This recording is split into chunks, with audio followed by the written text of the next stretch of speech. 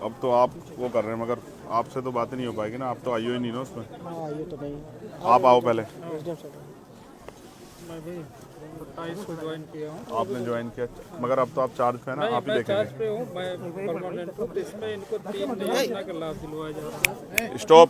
एक तो SC/ST का आगे आज जाएगा शाम को कल बजट आया अच्छा, तो 4,12,500 मुझसे थोड़ा पीछे को हो जा रहा है। ये देख लीजिए। ये एक सेकंड आप कब आए यहाँ? मैं 27 को है। आप 27 में आए। 27 को।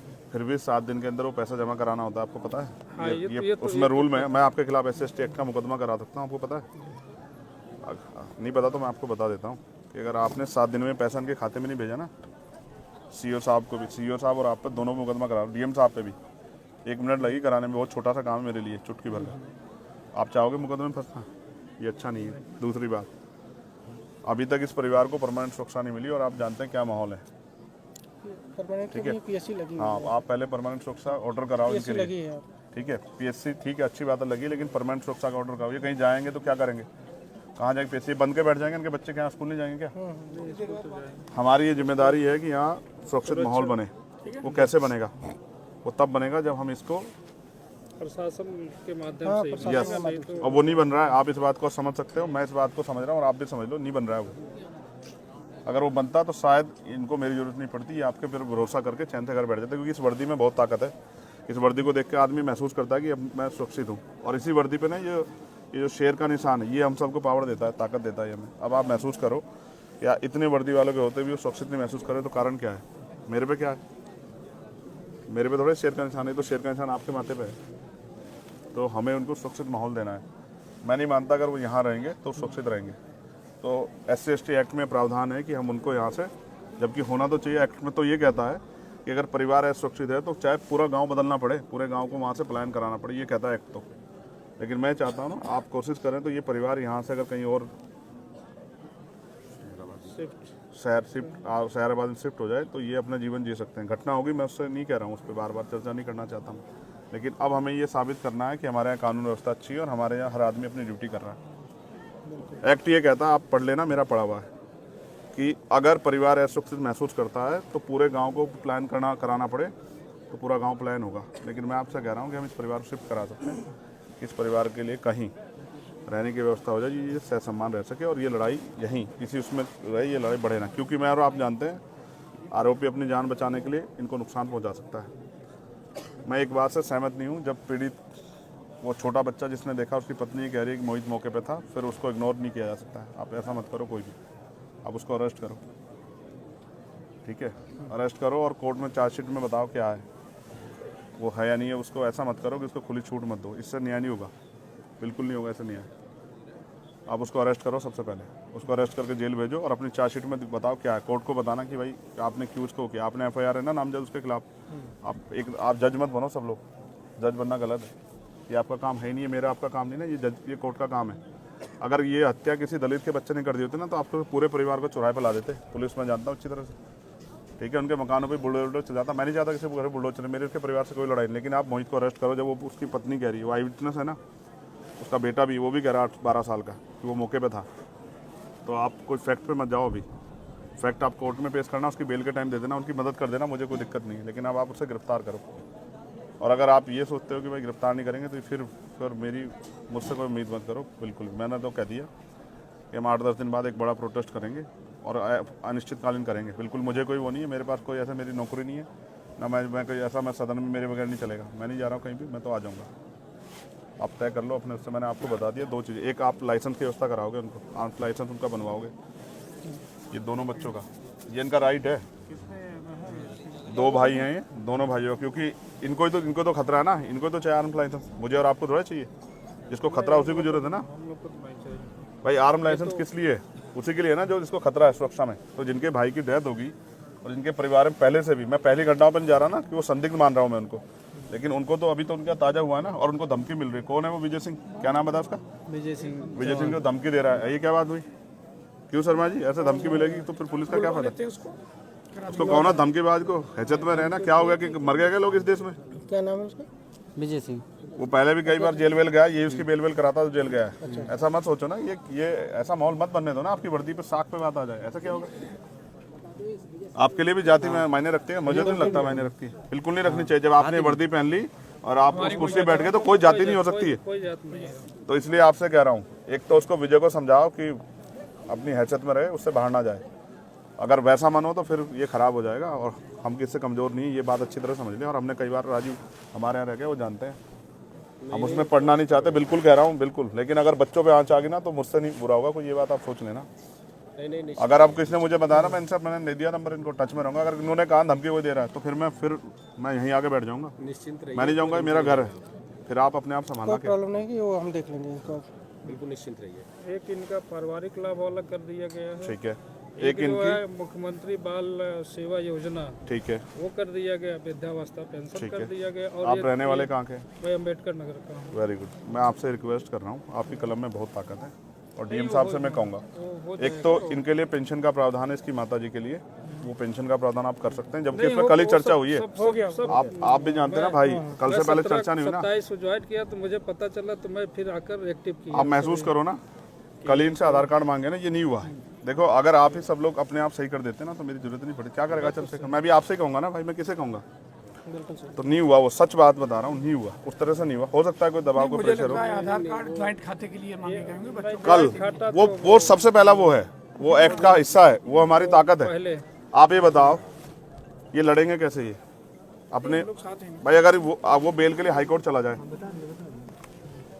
यहाँ उसको बेल ना मिले 302 में, वो हाई कोर्ट चला जाए, तो ये हाई कोर्ट जाके उसको अपोज कैसे करेंगे आप बताओ? उसमें चिन्हित भी करा दिया उसके बाद को, यहीं से जल्दी उसे सजा कराने का भी प्रोसेस चल रहा है। नहीं तो उसको ना फास्ट ट्रैक कोर्ट में हम लेके जाएंगे, तब वो होगा। लगवा दिया है, ठीक है, और जल्दी से जल्दी उसको सजा। मैं ये बात आपसे इसलिए कह रहा हूँ, ऑपरेशन कन्विक्शन चल रहा है, उसमें उसको करा दिया गया। सीरियसली कह रहा हूँ।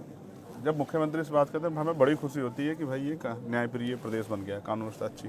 और जब ऐसी घटनाएं होती है और उसमें अधिकारी कर्मचारी का रोल ऐसा होता है ना, तो बहुत अजीब लगता है कि क्या दलितों के लिए, मैं नहीं कह रहा था वो, मगर ये सच है, कहना पड़ेगा, क्या दलितों के लिए कानून अलग है क्या देश में? नहीं, वो तो संविधान से ही चलता है। तो संविधान फिर ऐसा कैसे? मैं तो देखता हूँ ना सब चीज़ों को, मेरे पास सारी घटनाएं आती है, मैं जाता नहीं हूँ। मैं इसलिए नहीं जाता कि इसका परमानेंट सोल्यूशन ढूंढ रहा हूँ मैं, इसका परमानेंट सोल्यूशन जाना नहीं है। तो मैंने आपसे मांग रखी, एक, मैं ये नहीं कह रहा हूँ कि आप खेती के लिए पट्टा दें, जबकि वो प्रावधान में, क्योंकि इनके पास ज़मीन है, मैंने उनसे पूछा, तो मैं उसके लिए नहीं कह रहा हूँ। मैं आपसे ये कह रहा हूँ, एक, इनके लिए आर्म्स लाइसेंस। दूसरा, अगर हम इनको यहाँ से शिफ्ट करा दें, ये एक्ट का पार्ट है, और अब आप पे बजट भी आप इस कर सकते हैं, ठीक है। दो, तीसरा, एक सुरक्षित माहौल उनके लिए, सुरक्षा व्यवस्था, क्योंकि बच्चे छोटे स्कूल जाए, उन पर क्या गहरा असर पड़ रहा होगा, उनका स्कूल बंद हो गया। कभी तो उनके मन में आएगा ना 2-4 दिन में कि हम स्कूल क्यों नहीं जा पा रहे, उनकी माँ क्या कहेगी? तो उत्तर प्रदेश में कानून व्यवस्था ऐसी कि आप जा नहीं सकते क्योंकि मर जाओगे। ये तो आपकी साख पे सवाल खड़ा हो जाएगा।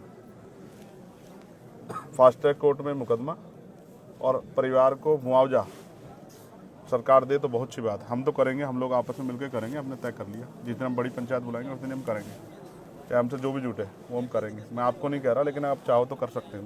ये दुआएं देंगे सब लोग आपको कि भाई किसने हमारी मदद की। देखो, बाप कुछ भी हो, चाहे मिट्टी का हो, लेकिन वो अपने बच्चों को किसी आगे हाथ नहीं फैलाने देता। वो कोशिश करता है कि वो उनकी सारी लड़ाई लड़ दे।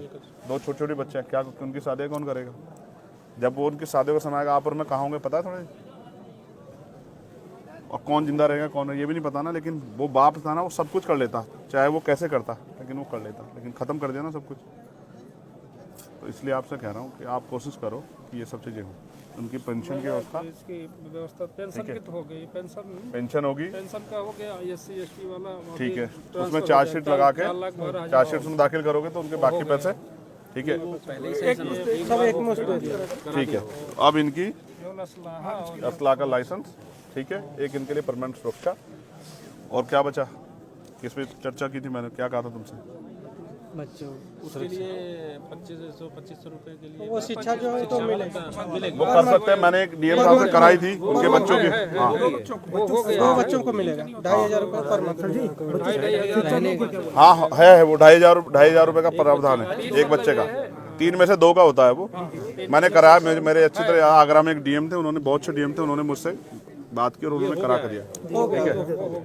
बस अब मैं ये चाहूँगा ना, एक सबसे बड़ी जो है ना, जो साख पे सवाल आया खाकी की, वो ये है कि वो जो दूसरा आरोपी है जो मौके पे मौजूद था, जब वो कह रहे हैं मैंने उनको कसम धर्म दे के सब कुछ पूछ लिया और मैंने ये भी कह दिया, सारे फैक्ट बता के पूछ लिया कि भाई इससे कमज़ोर हो जाएगा, तो वो कह रहे हैं वो मौके पे था, तो अब आप उसमें कोताही मत बरतो। वो ताकतवर हो सकता है, मैं समझ सकता हूँ, लेकिन ऐसा मत करो। नहीं कानून से बड़ा ताकतवर कोई नहीं हो सकता, आप समझो, ठीक है ना। बिकरू याद है ना आप लोगों को, कानून से बड़ा फिर क्या हुआ, और अभी हुआ एक दरोगा जी को लगी ना, फिर उसको विनय वर्मा को लाके कि हम वो मौके पर वो करवाने गए थे, बरामदगी, और वहीं मौके मार दिया पुलिस ने। हम सब जानते हैं, तो हम सब देखते हैं, हम नहीं वो कर रहे ना, जो गलत कर रहा है उसके साथ गलत करो, लेकिन सही के साथ गलत हो रहा है तो फिर ये अच्छा नहीं है।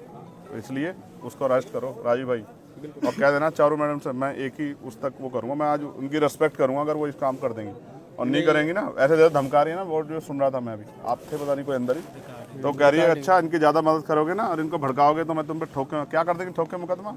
नहीं ऐसे नहीं कह सकते, मैं आपको सुनाऊँ, आपको कभी नहीं कह सकते, सुनाऊँ, आपको कभी नहीं कह सकते। राममोहन जी सुनोगे, चलिए ठीक है, वो हम बात कर लेंगे। भेजिए हम सोच मैंने सुन लिया ना, मैंने सुन लिया, मैं रहा हूँ आपके पास। मैं बिल्कुल, मैं विदाउट फैक्ट कोई बात नहीं करता हूँ। देखो जो मुझे जानता ना वो जानता, मैं बिना उसके नहीं बहस करता हूँ।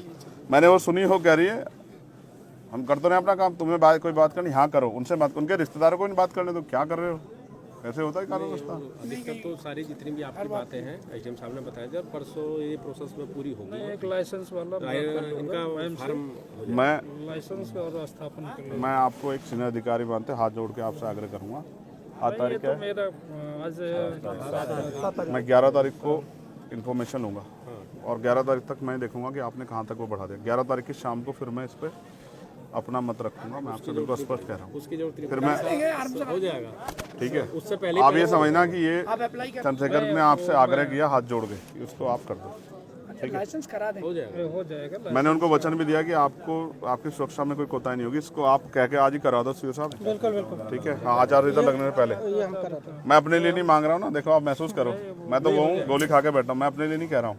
और मैंने नहीं कहा हमारे डीएमएसएसपी को, मैंने उनको लाइसेंस के लिए कहा, उन्होंने मेरी अपनी मजबूरी बता दी, मैंने कहा छोड़ दो, मैंने जब मौत आएगी आ जाएगी, लेकिन इनके पास मौत तब आएगी जब चंद्रशेखर नहीं होगा। तो ये बात आप इसमें करना, और विजय भाई साहब को बुला लेना, बड़े मजबूत आदमी हैं, उनको कहना ये उत्तर प्रदेश है और ये अब इसमें ये चलेगा नहीं जो आप कर रहे हो, धमकाना उमकाना बंद कर दें। आपने अपराध किया तो मरो ना, आप जेल जाओ, क्या वो मुसीबत है, सजा काटो ना, क्यों डर रहे हो? जब आप अपराध कर रहे हो तो फिर क्यों डर रहे हो? अपराध करते क्यों नहीं सोचा आपने फावला चलाते हुए? उसको देख के सीओ साहब जो धमकी दे रहा है, ठीक है, तो ये मेरा आपसे हाथ जोड़ के आग्रह है सब साथियों से कि आप इसमें मदद करा। हमारी ड्यूटी भी है, आप इसमें हम लोग की ड्यूटी है। आप उसको जल्दी से मुझे बता दो, आप वो काम करके जो मैंने आपसे उम्मीद की है। राजू भाई, आप ये हमारे यहाँ बहुत चर्चित चेहरे थे, मैं इनकी बड़ाई नहीं करता, नहीं कह रहा हूँ, इन अपराधी कांपते थे इनके नाम से, सिंघम कहते थे इनको हमारे यहाँ के, पता नहीं क्या हो गया। यहाँ भी है, यहाँ भी सर सिंघम, यहाँ भी है सिंघम। दिख नहीं रहा ना मेरे आने से पहले हो जाता तो मान लेता कि भाई वही थे। मैं ये क्षेत्र है, आप रहेंगे राममोहन जी हमारे यहाँ? मैं भोपाल में रहा हूँ, संबंधा सी वाले में मेरी भी आपकी बहुत मुलाकात है, 2 साल लगातार भोपाल। देखो आप कितने अच्छे, देखो वहीं रह के आना हमारे यहाँ, कितना अच्छा है। यहाँ थोड़ा सा दिक्कत है। ना कोई दिक्कत नहीं, कोई दिक्कत नहीं होगी, यहाँ कोई कोई दिक्कत नहीं है।